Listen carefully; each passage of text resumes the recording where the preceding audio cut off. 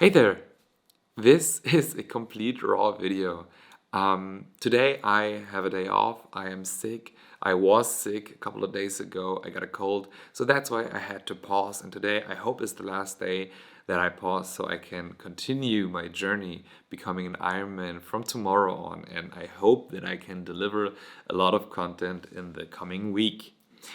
Today is Sunday, the 21st of January, and I thought I had a couple minutes of spare time where I would like to share a couple of thoughts with you, where I would like to talk to the camera, to you on YouTube. I really love to share my thoughts and my life on YouTube, even though I'm not doing that for a long time now. I really enjoy producing videos, uploading them, and learning how to make creative content, better content. I'm not a content creator from scratch on. I am learning by doing, and that's a lot of fun. I think that's a pretty cool hobby, and this is how I'm seeing this. I'm seeing this as a hobby because if I see something as my job or as I something that I want to become my job, I struggle a lot and I feel pressure. And if I have pressure or feel pressure with some topics that I truly do love, like making content, I tend to make a lot of mistakes and I tend to get bored of it. So that's why I'm not seeing YouTube as a way of getting someday rich or famous. I'm just doing that for hobby purposes and it's giving me a lot of sanity, and this is what we are truly looking for in life, right? I was thinking of telling you why I am doing the transformation becoming from being a bodybuilder to becoming a triathlete and to participate in an Ironman. I was a long time a bodybuilder, right? I was over 10 years a bodybuilder and it was good fun. I loved it. But I felt pressured. I felt pressured to become a pro, and that's like the only goal. I was just doing bodybuilding in order to become a pro someday and to have that status. I was neglecting my health, I was neglecting my family, and everybody and everything around me. My life just became the whole purpose of my life was for bodybuilding. And I missed out a lot of things. I'm not saying that I missed out a lot of things because I was like eating strictly like my diet told me or going to the gym and following my structured training plan.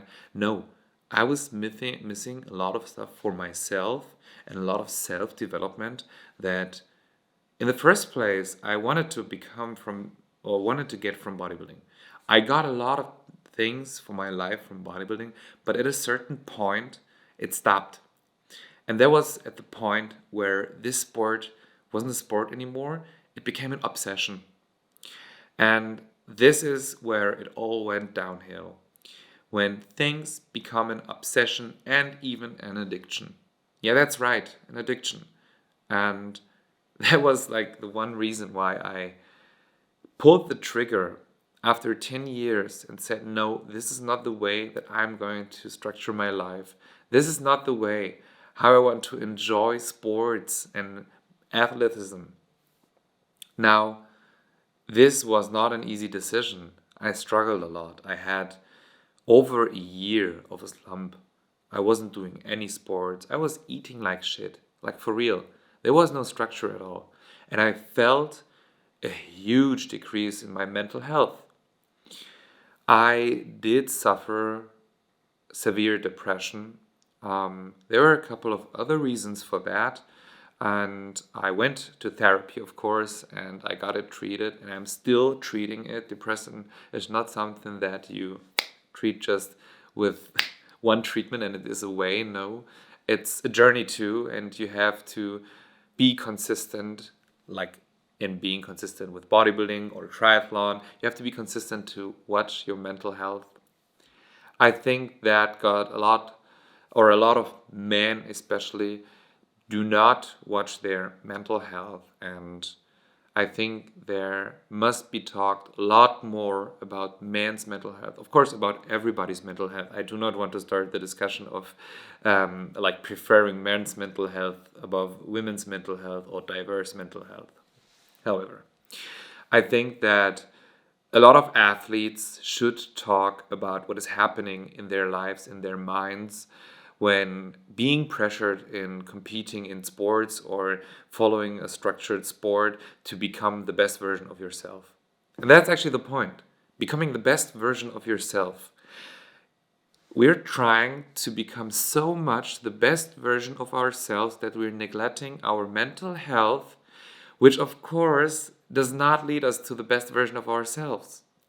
So, if you're trying to become the best in your area, in your sport, in your category, in your job, and you neglect your mental health for that, you're not the best version of yourself. Even if you're completely successful in what you're doing, you're not the best version of yourself.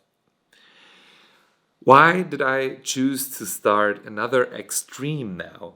Like going from one extreme, being a bodybuilder, competing in bodybuilding shows, doing all that stuff that comes along with bodybuilding. You know what I'm trying to say here. And going to one of the hardest challenges in sports ever, competing in an Ironman or doing an Ironman. Well, I think it's more the transformation that I wanted to chase in that point, or that I'm chasing. The transformation of flipping my life drastically. And I know that there could be the chance of neglecting my mental health too. But what I'm feeling since I pulled the trigger and since I overcame my depression and slump of quitting being a bodybuilder and moving and starting to become a triathlete, it was not just like a fresh breath of air. It was just like I'm feeling to become myself again, even though I was identifying myself with bodybuilding basically my whole life. I truly feel amazement. I feel happiness when I do triathlon. And I never thought about it. I never thought that this could be something that made me so happy. I like going out and just running, swimming, even though I'm so bad at swimming. I am, I don't know, I just feel like I'm free. I'm free to do whatever I want to do. And I don't know why it's triathlon. Maybe it could be something else, but I finally found it. I think that I found it. And it's hard. It's hard to change. It's hard for my body to start because, of course, I want to become the best in what I'm doing or the best version of myself. And there is still a lot of bodybuilding in me. A lot of bodybuilding that is keeping me from transitioning smooth. I have a lot of pain in my legs when I start running. And I am, of course, working on it. I'm doing a lot of recovery and mobility in order to get my legs ready to be a runner. I'm sinking in the water still because my muscles are so dense that my body just sinks in water. But hey, you know what? I love the I love the I love the grind. And this is a grind that is healthy for me. Like that's the next point. Bodybuilding was not healthy for me. The abuse, the first point, was not healthy. Becoming heavy, bulking, eating that much, having a lot of water retention, having bad blood sugar. This was not good for my body and for my mental health. Of course, it wasn't even good for my mental health as well. So I was doing something because I thought I want to become something that I daily didn't want to be, if that makes sense. And now doing triathlon, I realize that the training itself is a lot of fun for me. I'm finding mental clarity and peace, and my body is getting healthier. And that is when I realized that health is the most important thing that you can achieve in your life. I do not want to sound esoteric here, but this is truly something, a feeling that you just feel. Like, even though, just when I get up in the morning, I am feeling different. I'm feeling healthier because I'm doing so much more endurance sports, because my diet got healthier. A bodybuilding diet is not healthy per se. Like if you're eating 6 to 7,000 calories, if you try to bulk, if you're trying to gain muscle, that's not healthy, yo. It's not healthy to eat 800, 900 grams of carbs on a daily basis and not burning them properly, but storing them. This is not healthy.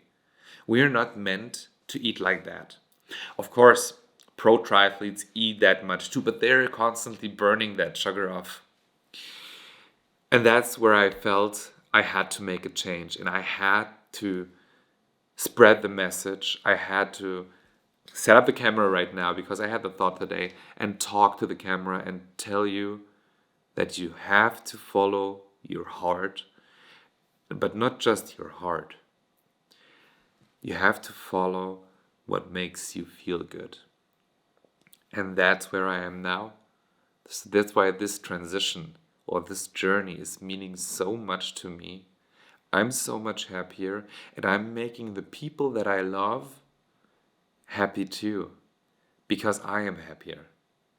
If you truly love the people around you, the best way to make them happy is to make yourself a better person, not just by a better person in your job, in your sports.